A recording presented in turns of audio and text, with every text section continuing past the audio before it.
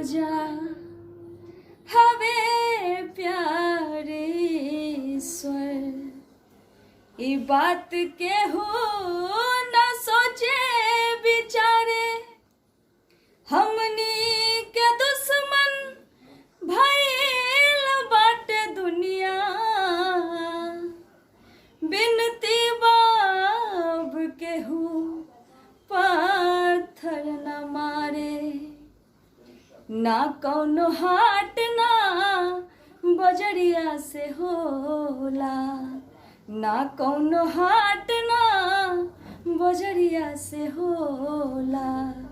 उमरिया के रोग नजरिया से होला, ना कौनो हाट ना बजरिया से होला।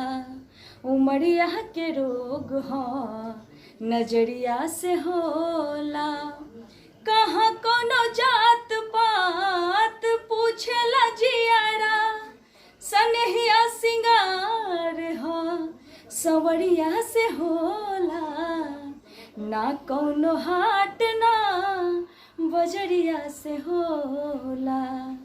उमरिया के रोग नजरिया से होला। देहिया हमार हकदार बा सितम के, इनका के मत मारा जा मर्दा जो हमके। देहिया हमार हकदार बा सितम के, इनका के मत मारा जा मर्दा जो हमके। ये फैसला ना कटरिया से होला, ये फैसला ना कटरिया से होला।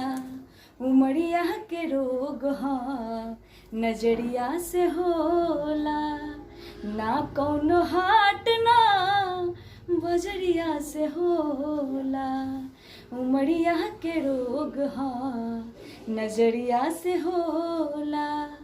एक ओरिया खून बहे एक ओरिया लोर हो, काहे सब कलिहले बा करे जा कठोर हो। एक ओरिया खून बहे एक ओरिया लोर हो, काहे सब कलिहले बा करे जा कठोर हो। इश्क के इलाज नहीं जहरिया से होला, इश्क के इलाज नहीं जहरिया से होला। उमरिया के रोग नजरिया से होला, ना कौनो हाट ना बजरिया से होला। उमरिया के रोग नजरिया से होला। उमरिया के रोग नजरिया से होला।